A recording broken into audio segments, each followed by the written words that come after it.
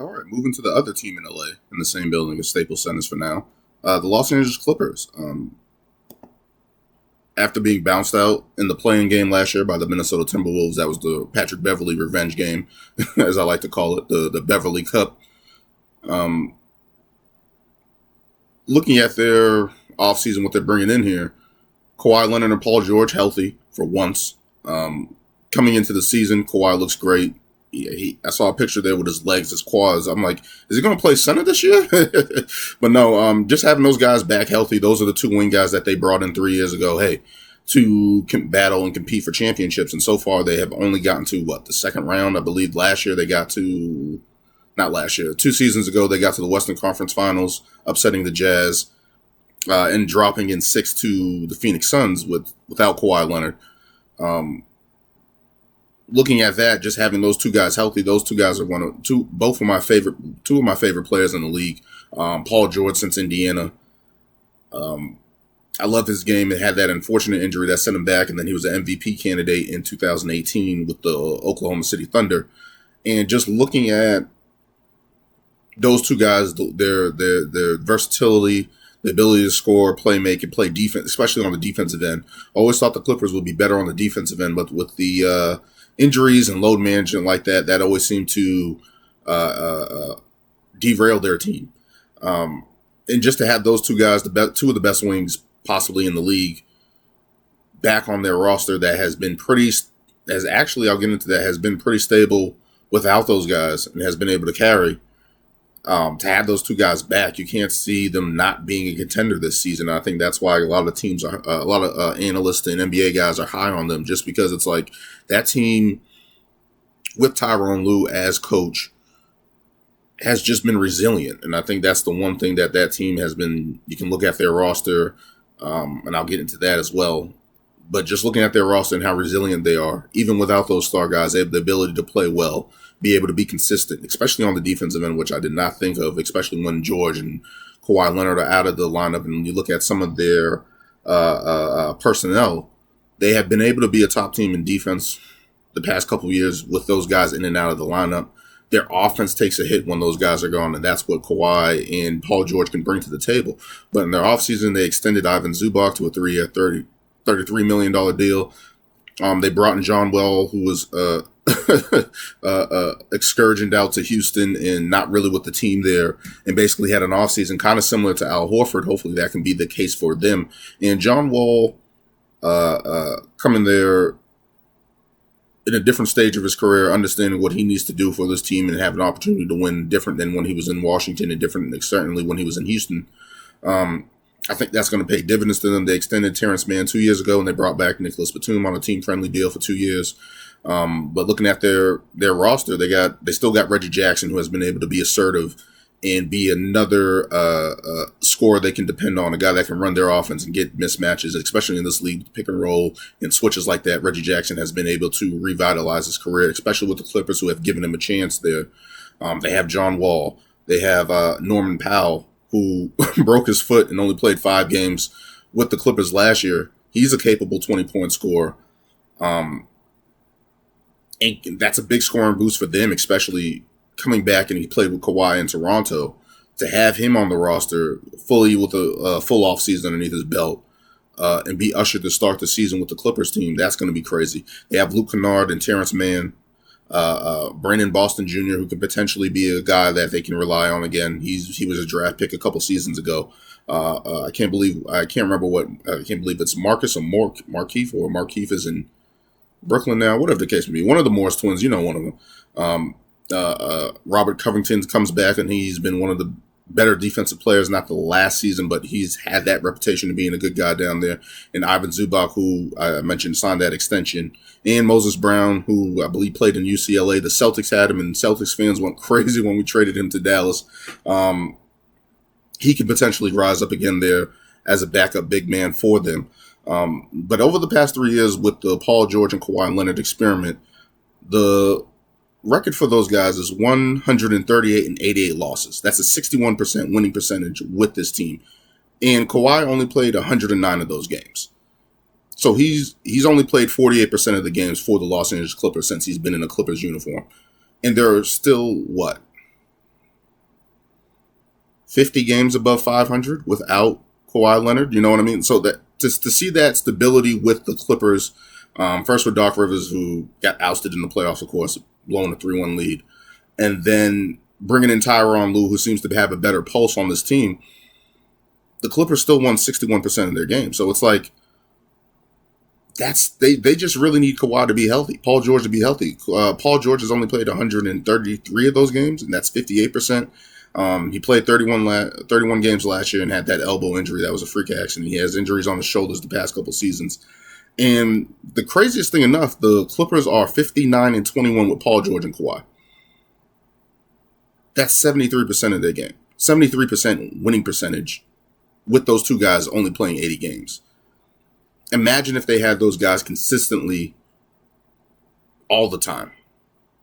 Basically, the Clippers need those guys to play in the ballpark between 65, 75 games. If they can get that from that duo together, the Clippers are going to be dangerous. Because you look at their stability, even without those guys, they were 8th in defense last year. I believe they were 8th in defense in 2021, the year before.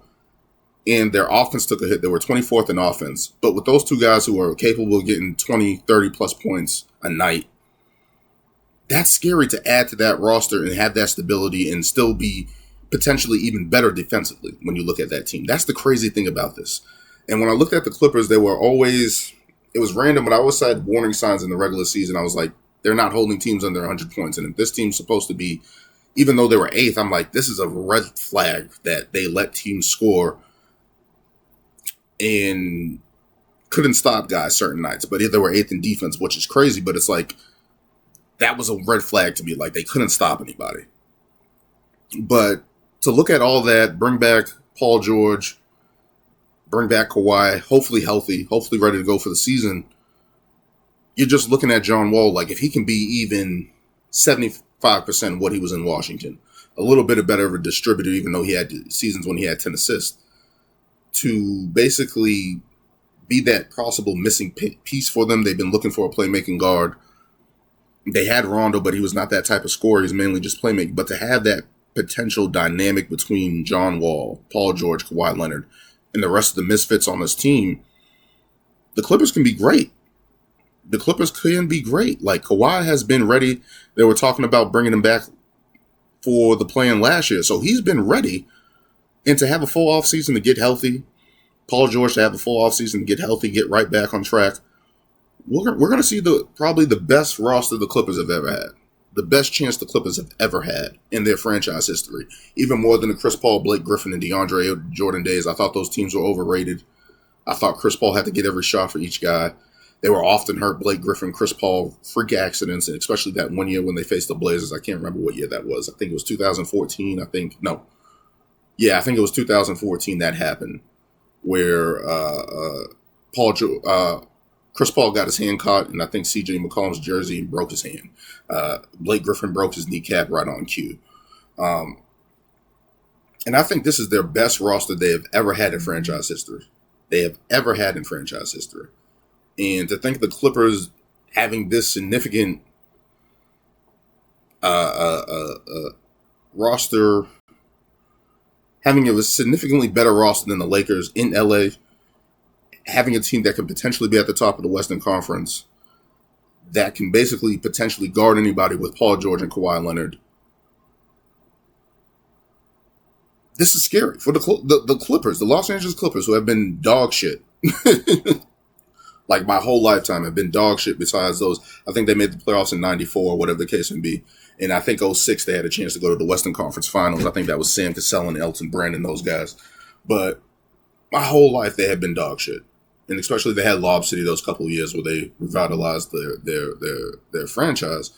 But looking at this from a talent standpoint, looking at this from an impact standpoint, and Ty Lue as coach manning the ship, this can potentially be one of the best Clippers teams, one of the best teams in the league that could potentially win a championship. If they don't get to the Western Conference Finals, it's a failure. Of course, they want to win championships, but I'm saying for this team right now, to have all those guys back, they have to get to the Western Conference Finals. At least get to the Western Conference Finals. If they do not get to the Western Conference Finals, to me, it's a failure. Championship, they still have to contend with the Warriors. Maybe Memphis has a little bit more size and a little bit. Their young guys are going to develop, and maybe they can provide a problem, especially with John Moran, of course. But I don't see the Nuggets giving them problems like they did in the past. The Nuggets, they should be able to handle the Nuggets. They should be able to handle LA. They should be able to handle Dallas now that like Luka can't keep killing them. They have to be able to handle them, and I don't think the roster for Dallas is that strong. Portland's not going to be an issue. Kings are not going to be an issue. Like the Clippers should be looking at the Warriors like that's the team we got to beat. If everything goes right, that's the team we got to beat to get to the finals.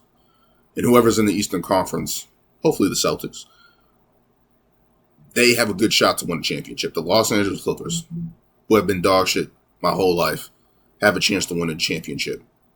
And if they can stay healthy, they have a real shot of getting there. And I really like their team. As I said, Paul George and Kawhi Leonard, two of my favorite players in the league. Probably top 15 players in the league, wherever you want to rank Paul George on any given night. But yeah, they should be great. Plain and simple, they should be great. The only thing that they need to do is just be healthy. And that's the case with a lot of teams. Would the Lakers have been better last year if they were healthy? Would the Bucks have gotten past the Celtics if they had Chris Middleton? Would Miami Heat be better if they had Kawhi Leonard not Kawhi, Kyle Lowry and Tyler Hero? There's all these questions of teams being great, being better than what they are, especially if it came to injury. And if the Clippers have been that case for the 3 years that Kawhi has been there, Paul George has been there, injuries have set this team back. And is this the year they're finally going to get over the hump and be healthy, be a top team in the league, be dogs in the league? The Clippers should be that. They have the personnel. They have two of the best players in the league. Go get it done. Like that. They're not a middle of the road team. They should be in the top 4 seeds of the Western Conference, and they should be in the Western Conference Finals. That's my expectations for them. They should not be lower than that. Paul George, Kawhi Leonard, please play like 65 games this season. That's all I'm asking. I'm asking you guys to be Iron Men this season because that's just not the way the league works. You want to conserve your guys for the playoffs, and that's when they go on go. They gotta get this done this year. They gotta get to the Western Conference Finals at least. And if they do that, they have a chance to be in the finals. But of course, that depends on health, unfortunately. Unfortunately, that's just going to depend on health for them. But I really like their team. They should be able to be good, man. That's all I'm saying. They should be able to be good.